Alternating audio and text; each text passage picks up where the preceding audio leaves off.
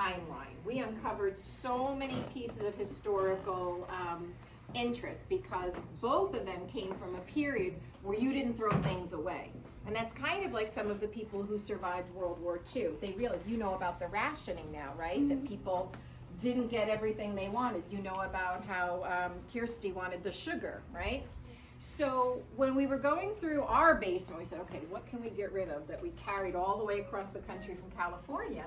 I found Mr. Bonhote's grandmother's 2 ration books that were from 1943. So these are her original ration books from 1943. So his grandmother was 19 years old at the time. So not married yet, but kind of like an adult at that age. Her family had come from Denmark, so she was Dutch. And when her family came over to California, they were dairy farmers. They had a farm and they raised cows, and that was their occupation. So his grandmother grew up on this dairy farm. So I wanted to show you the 2 ration books, and I'll leave them with Mr. P. You can take a closer look. I don't mind if you touch them. They are pretty old though. So they were numbered.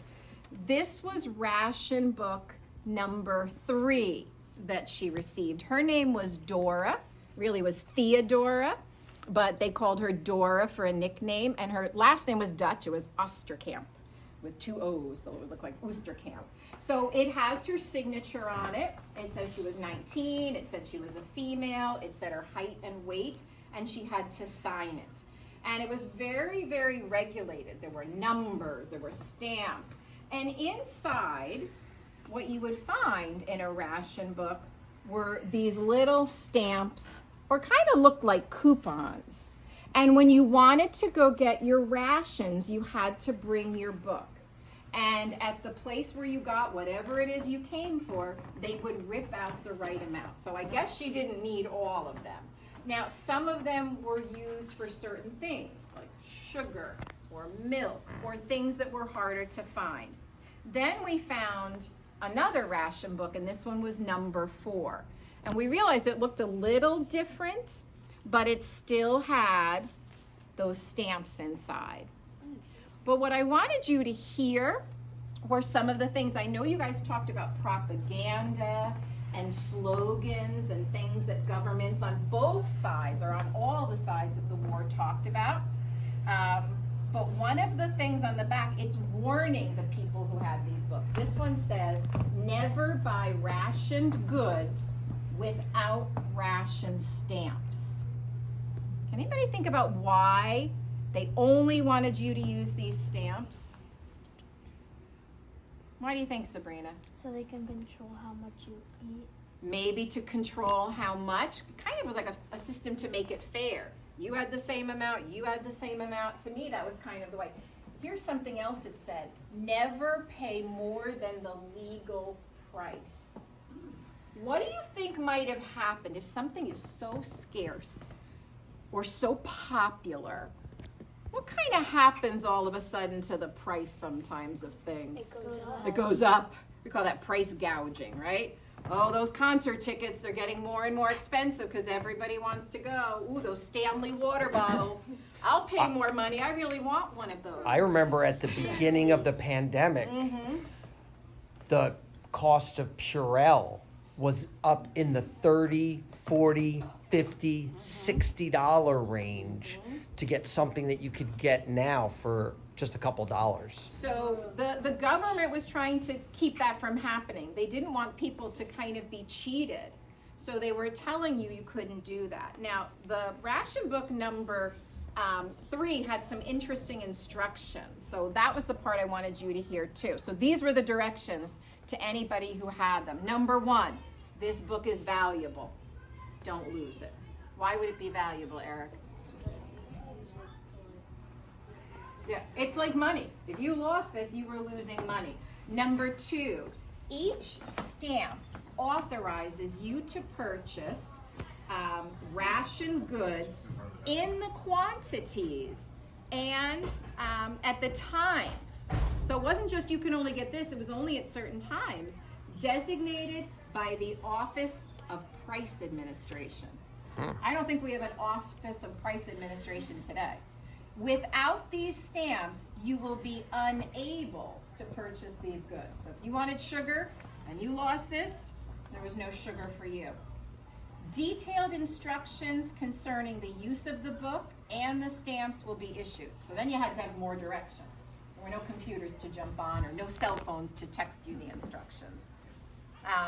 Watch for these instructions so that you will know how to use your book and stamps. Your local war price and rationing board can give you full information. So there were even special groups that did this. Do not throw this book away when all of your stamps have been used or when the time for their use has expired, okay? So you couldn't even throw this away even when you were done. This is the part that sounds a little bit like some of the propaganda. Listen to what they're saying. Rationing is a vital part of your country's war effort. Any attempt to violate the colors in an effort to deny someone his share and will create hardship will help the enemy.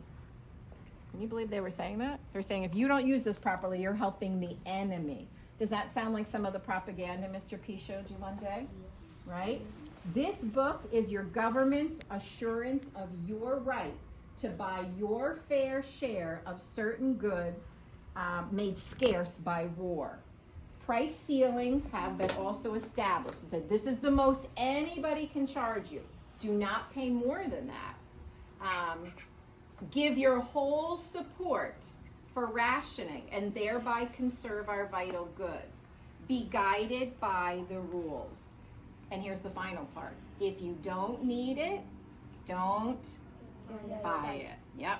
And I had just written a little something that I had also found on the internet. So it said, every American was issued a series of ration books during the war.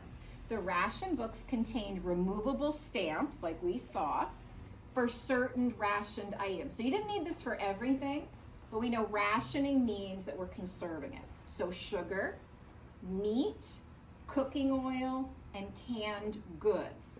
A person could not buy a rationed item without also giving the grocer the right ration stamp. The war caused shortages of all kinds. Here are some things that were hard besides those things. Rubber, metal, clothing.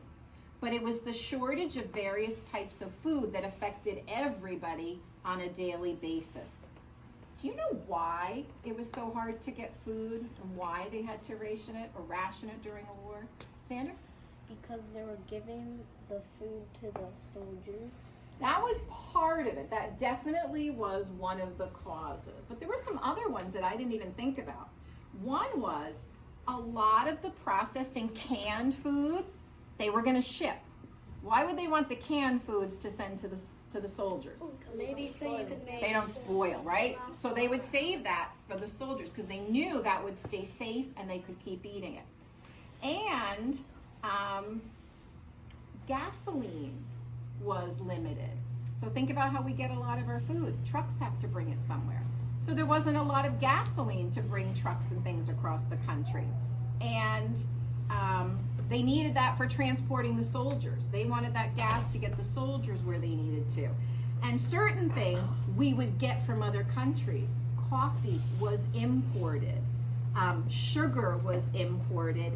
And we restricted that because sometimes they were coming from countries that were not our allies.